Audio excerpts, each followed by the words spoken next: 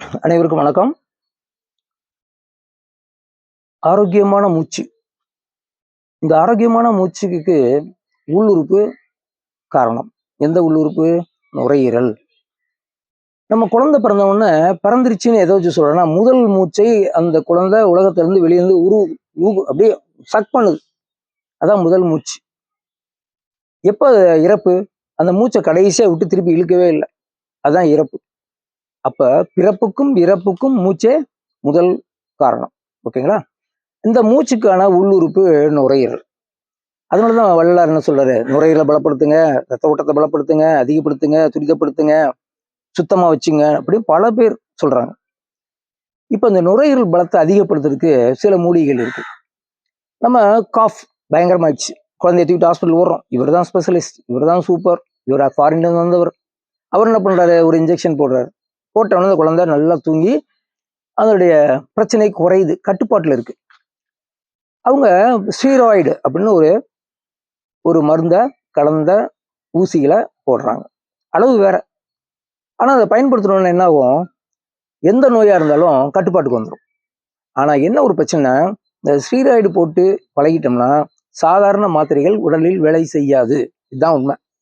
நம்ம பிரச்சனை தீர்த்துட்டோம், அதனால ஹாப்பி ஆயிரும்.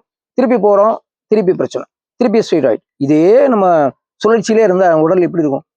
ஆரோக்கியத்தை இழந்துரும், நோய் எதிர்ப்பு சக்தி இழந்துரும். ஆனா நம்ம சித்தர்கள் என்ன சொல்லியிருக்காங்க? இந்த நுரையீரலை பலப்படுத்தக்கூடிய பல பொருள் சொல்லியிருக்காங்க. அதுல உங்களுக்கே எல்லாம் தெரியும். சுக்கு, மிளகு, திப்பிலி, இஞ்சி, அதிமதுரம், இதெல்லாமே நுரையீரலை பலப்படுத்தும். ஓகேங்களா? அதுல முக்கியமான ஒரு பொருள் சித்தரத்தை. இந்த சித்தரத்தை என்ன பண்ணும்? இருமலை குறைக்கும். இந்த பொருளோட நீங்க சித்தரத்தையும் சேர்க்கலாம். இந்த ஸ்டீராய்டு என்ன செய்தோ அதுக்கு இணையா செய்யக்கூடிய சித்த மருத்துவ பொருள்கள்ல சித்திரத்தை ஒண்ணு. சித்தரத்தை. இதை நீங்க வாங்கி இடிச்சு பவுடர் பண்ணி இந்த சொல்லக்கூடிய தூதுவளை, இந்த கஷாயங்கள், எந்த கஷாயம்னாலும் சரி, ஃபீவருக்குள்ள கஷாயம்னாலும் சரி, சளி பிடிக்கலான கஷாயம் சரி, ரத்தத்தை சுத்தி பண்ணக்கூடிய கஷாயம்னாலும் சரி, அதுல இந்த சித்திரத்தை போட்டு காய்ச்சி பனவெல்லம் தேன் கலந்து குடிச்சீங்கன்னா, குளிர்காலமா இருந்தா தேன் கலந்துங்க, வெயில் காலமா இருந்தா பனங்கல்கண்டு கருப்பட்டி போட்டுங்க.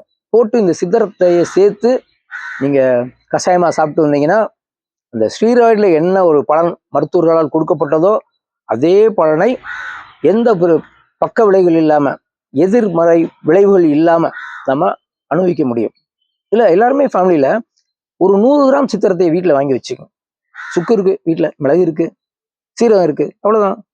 இன்னும் கொஞ்சம் சுக்குப்பொடி வாங்கிக்கிங்க, இஞ்சி சேர்த்துங்க, இந்த சித்திரத்தையை சேர்த்துங்க. அடுத்தது அதிமதுரம். அதிமதுரம், மதுரம்னா என்ன? இனிமை. அதிமதுரம் அதிகமான இனிமையை தரக்கூடிய ஒரு பொருள் அதிமதுரம். இனிப்பா இருக்கும். வேர்களே இனிப்பு கலந்த ஒரு சுவை உள்ளது அதிமதுரம் தான். இந்த அதிமதுரம் தொண்டையில் உள்ள பிரச்சனைகளை சரி செய்யும், நுரையீரலை சரி செய்யும். சித்திரத்தையோட சேரும் பொழுது உங்களுடைய தூக்கம் ஓய்வாக இருக்கும், நரம்புகள் ஓய்வாக இருக்கும், உங்களுடைய காஃப் ப்ராப்ளம் சால்வ் ஆயிரும். காஃப் சிறப்பு போட்டு போட்டு போட்டு போட்டு நீங்க இருமலை கட்டுப்படுத்தி வைக்கிறீங்க. இருமல் என்பது ஒரு லாங்குவேஜ். இருமல்னா என்ன? நுரையில் உங்கள்கிட்ட பேசுது. சளி ரொம்ப ஆயிடுச்சு, எனக்குள்ள இருக்கு, என்னால வெளியே வர முடியல, ஏதாவது ஒன்று பண்ணு அப்படின்னு சொல்லி நம்ம கேட்கல. அது என்ன பண்ணுது?